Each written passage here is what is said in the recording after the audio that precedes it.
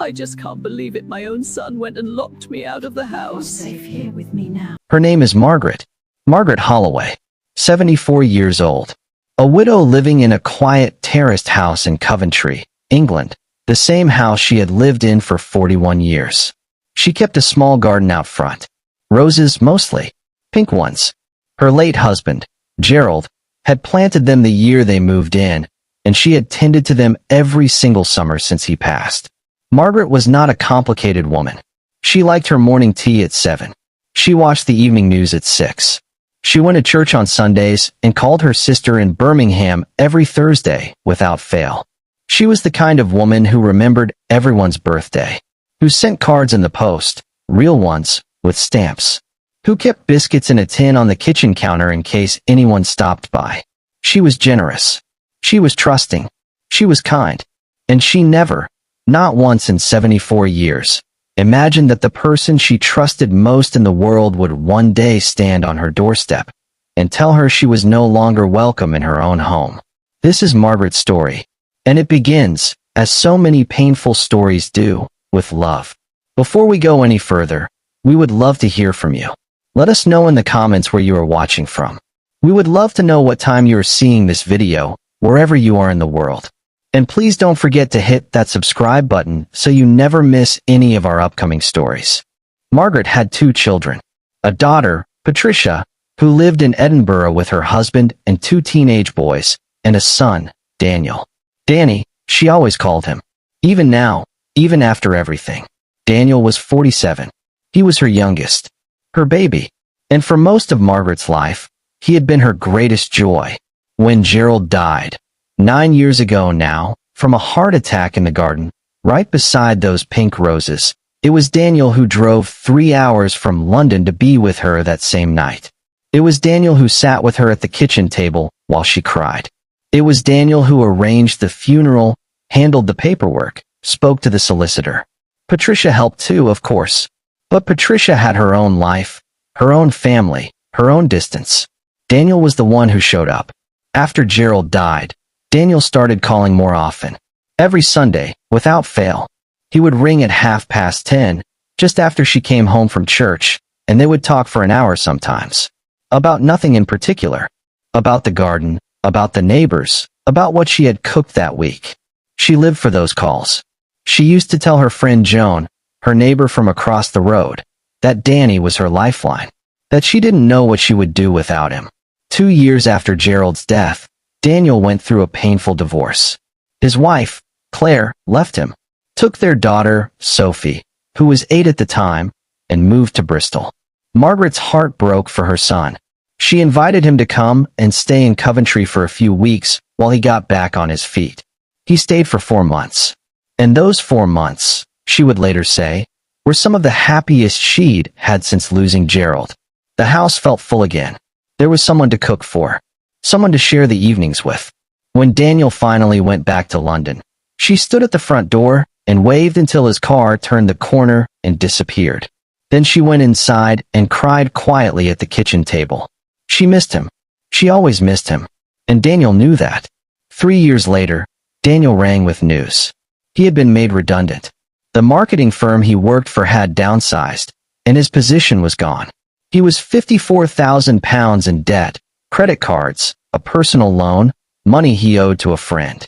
He had been managing, he said, but he wasn't managing anymore. He asked if he could move back in. Just temporarily, he said. Just until he sorted himself out. Margaret didn't hesitate for a single second. Of course, she said. This is your home too, Danny. It always has been. He moved in on a Tuesday in October. He brought 2 suitcases and a box of books. He hugged her on the doorstep and told her he didn't know what he would do without her. She made him a shepherd's pie that night, his favorite, and life went on.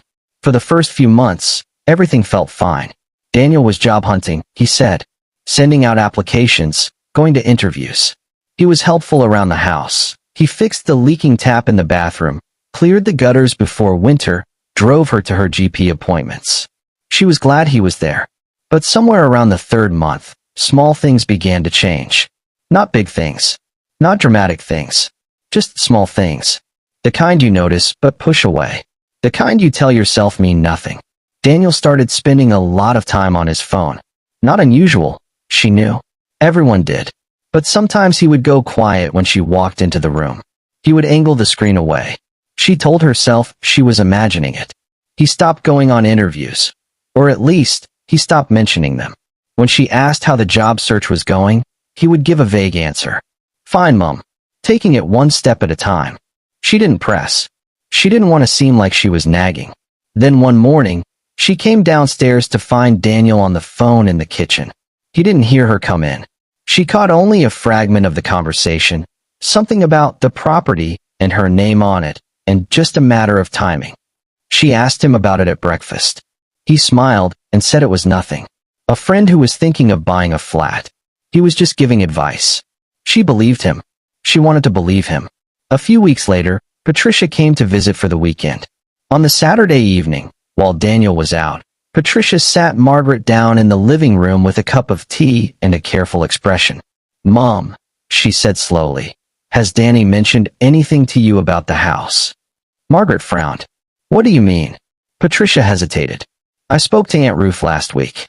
She said Danny rang her asking questions about what happens to your house when you pass. He was asking about wills.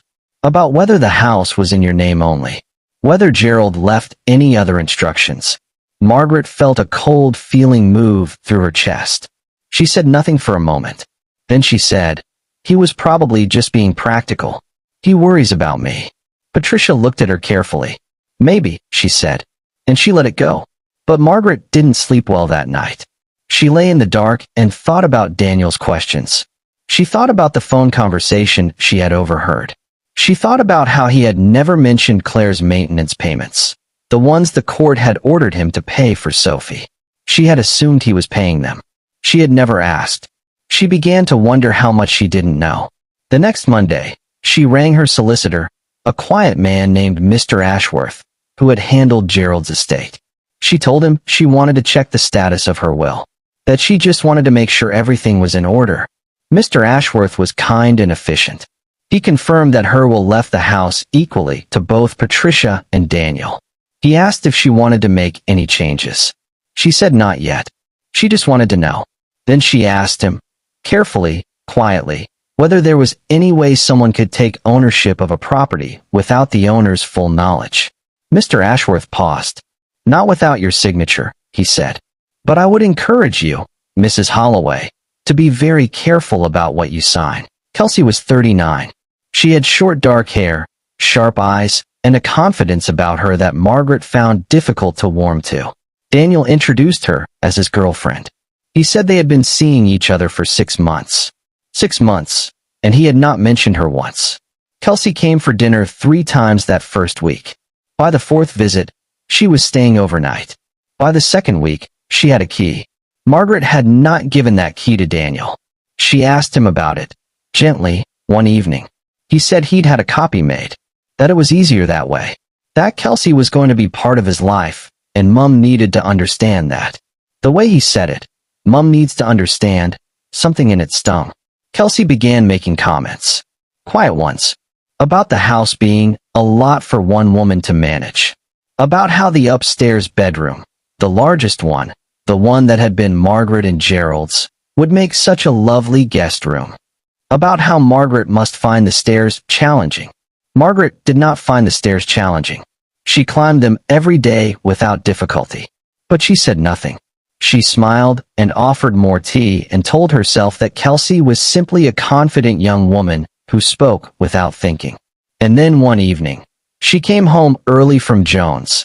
Joan had not been feeling well, so they cut their visit short, and she let herself in through the front door to find Kelsey standing in the hallway with a notepad, writing things down. She was going from room to room, notepad in hand, looking at the walls, the windows, the light fittings. When she saw Margaret, she startled and laughed, and said she was just making some notes. Ideas she had. Just some fun ideas. Margaret asked her to leave. Kelsey left. Daniel came home an hour later, and the row that followed was the worst they had ever had. He accused Margaret of being unwelcoming and difficult. He said she had embarrassed him. He said he was trying to build a future, and she was making it impossible. Margaret told him that this was her house. that she had lived here for 41 years, that she would not be made to feel like a stranger in her own home. Daniel went silent. He looked at her with an expression she had never seen before, something cold in it. He went upstairs without another word. 3 days later, Margaret woke up and went downstairs to make her morning tea. At the front door, she found a note. It was from Daniel. Handwritten. Just a few lines. Mum, Kelsey and I have gone away for a few days. I'll ring when we're back. Please don't worry. She set the note down on the kitchen table and made her tea. She sat with it by the window and watched the garden. She told herself this was fine, that he needed space, that they both did after the argument. She rang Patricia that evening. Patricia was worried but said the same thing. Give him a few days, let things calm down. On the second day, a man rang the doorbell. He was polite and apologetic. He said he was a surveyor, that he had been asked to come and assess the property. Margaret told him there must be a mistake. She hadn't arranged any survey. He showed her the booking confirmation on his phone. The name on it was Daniel Holloway. She sent the man away. She sat down in Gerald's armchair, and for the first time in all of this, she felt genuinely frightened. She rang Daniel. He didn't answer. She rang again. And again. He rang back that evening, and she told him what had happened. He was calm. Unnervingly calm. He told her not to worry. He said he was just being practical. That he was thinking about the future. That the house was eventually going to be his and Patricia's anyway, and he was just trying to plan ahead. To be responsible. Danny, she said quietly. I'm still here. I'm not gone yet. There was a pause. Then he said, I know, Mom. That's not what I meant. But it was exactly what he meant. She heard it in his voice. On the 5th day, she went out to her Tuesday morning WI meeting. She was gone for 3 hours. When she came back, her key would not open the front door. She stood on her own doorstep. The doorstep she had stood on for 41 years. The one she had come home to from Gerald's funeral. The one her children had run up as small barefoot children in summer. And her key would not turn in the lock. She tried again. And again. She looked at the lock. It was new. Someone had changed the lock while she was out. She rang Daniel. It rang out. She rang again. A text came back. Mom, I can explain. Ring me later. She stood there on that doorstep in the October cold. This 74-year-old woman in her good blue coat with her handbag over her arm and her front door key hanging useless in her hand. And she did not know what to do. She walked across to Joan's. Joan opened the door, took one look at her face, and pulled her inside. Margaret sat at Joan's kitchen table. Not her own kitchen table, someone else's kitchen table. And for the first time in all of this, she cried. Not dainty tears. Not polite, quiet sadness. She cried the way a person cries when something inside them has broken. Big, raw, ugly, bewildered crying. The kind you cannot stop once it starts. Joan sat beside her and held her hand and didn't say a word. After a while, Margaret composed herself. She wiped her face. She straightened her coat. She rang Patricia. Patricia answered on the second ring, and when Margaret explained what had happened, there was a long silence. And then Patricia said, very quietly, Oh, Mom. And then, I'm coming. I'm coming right now. She drove through the night from Edinburgh. Daniel finally rang back that evening. He spoke carefully, slowly, as though he had rehearsed. He said he had changed the lock for security reasons, that his own key had been lost. He said he would get her a new key. He said she was overreacting. He said she needed to trust him. He did not ask if she was all right. He did not ask where she was sleeping. He did not say sorry. Margaret listened to all of this. When he finished, she said, Daniel, I want you to think very carefully about what you have done today. Then she hung up. She stayed at Joan's that night. Joan made up the spare room with fresh sheets and left a glass of water on the bedside table. Margaret lay in the dark in that unfamiliar room and looked at the ceiling. She thought about Gerald, about the roses, about the little boy Daniel had been, the one who used to bring her dandelions from the garden and present them with great ceremony and say, These are for you, Mummy. She thought about the shepherd's pie she had made him when he moved in, the way he had hugged her on the doorstep. She thought, where did that boy go? And then she thought, I am 74 years old. I have buried my husband. I have lived an entire life. I will not end it standing on my own doorstep with no key. She turned over, closed her eyes, and made a decision. Patricia arrived at 8 in the morning. She came to Joan's first, and she hugged her mother for a long time on Joan's doorstep. Then she drove them both to a solicitor's office in town, not Mr. Ashworth, a new one. A woman, sharp and efficient, and quietly furious on Margaret's behalf. The solicitor confirmed what Margaret already knew. The house was entirely in Margaret's name. Gerald had left it to her outright, with no conditions. She was the sole owner. No one had the legal right to change the locks on her home. No one had the legal right to arrange a survey, without her knowledge or consent. What Daniel had done was not just wrong. It was potentially a criminal matter. Margaret listened carefully. She asked questions. She took notes in the small notebook she always kept in her handbag. Then she did something that surprised even Patricia. She did not ask the solicitor to pursue criminal charges. Not yet. She asked the solicitor to draft a formal letter. A legal letter, on official headed paper, giving Daniel 7 days to vacate the property, to return all keys, including any copies he had made, and to confirm in writing that he had no claim on the house. She also instructed the solicitor to update her will. Going forward, the house would go entirely to Patricia. Daniel would receive nothing. The solicitor asked her if she was sure. Margaret said yes. Quite sure. She was steady when she said it. Not angry.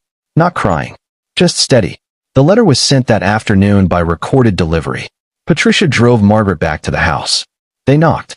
Daniel answered the door. He looked pale when he saw Patricia standing there. He started to speak, to explain, to justify, but Patricia held up her hand and stopped him. Mum wants to come inside, Patricia said simply. Now. Daniel stepped aside. Margaret walked into her own hallway. She looked around at the roses in the garden through the front window, at Gerald's armchair in the sitting room, at the biscuit tin on the kitchen counter. She put down her handbag. She filled the kettle. She made tea. Over the next few days, things moved quietly and firmly. The solicitor's letter was received. Kelsey left immediately. She had never been interested in a complicated situation, it turned out. Only an easy one. Daniel stayed for another few days, silent and sulking, unable to look his mother in the eye. On a gray Thursday morning, he packed his 2 suitcases and his box of books. He stood in the hallway, and for a moment Margaret thought he might say something real, something true, something that sounded like the boy who used to bring her dandelions. He said, "You'll regret this." She looked at him for a long moment. Then she said, "No, Danny, I won't." He left. She closed the door. She stood in the hall for just a moment with her hand on the door and her eyes closed. Then she went to the kitchen and washed up the morning cups. In the weeks that followed, Margaret did several things. She had the locks changed, properly this time, by a locksmith she chose herself. She had a new alarm system installed. She gathered all of her important documents, her deeds, her will, her financial papers, and put them with the solicitor for safekeeping. She opened her own separate bank account and made sure everything went through it. She also rang the Citizens Advice Bureau. She spoke to Age UK. She asked questions about her rights as a homeowner. She made sure she knew exactly where she stood. She was not going to be caught unaware again. Slowly, the house settled back into itself. Into her. Patricia rang every evening now, not just on Thursdays. Joan came for tea twice a week. Margaret's friend from church, Doreen, started taking her to the garden center on Saturdays.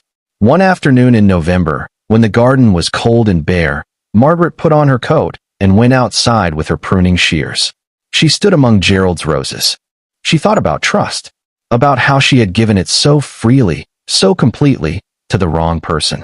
Not because she was foolish, she understood that now, but because she was a mother. Because love doesn't come with a warning label. Because when you raise someone from nothing, it becomes almost impossible to believe they could hurt you. But they can. And sometimes they do. She thought about what she had learned. Not bitterly, just clearly. She had learned that love and trust are not the same thing. That you can love someone and still set a firm boundary. That being a parent does not mean being without rights. That being elderly does not mean being without power. She had learned that the best thing you can do, when someone takes advantage of your kindness, is not to become less kind, but to become wiser, more careful, more aware of who has earned your trust and who has only borrowed it. She had learned that documents matter, that wills matter, that solicitors matter, That knowing your rights is not cold or mercenary, it is necessary. It is self-respect. And she had learned, perhaps most importantly, that asking for help is not weakness. That going to Joan's that day and sitting at her kitchen table and crying was not a failure. It was the beginning of standing back up. Margaret pruned the roses. She cut away the old dead wood, carefully, deliberately, one branch at a time. In spring, she knew, they would come back stronger. They always did.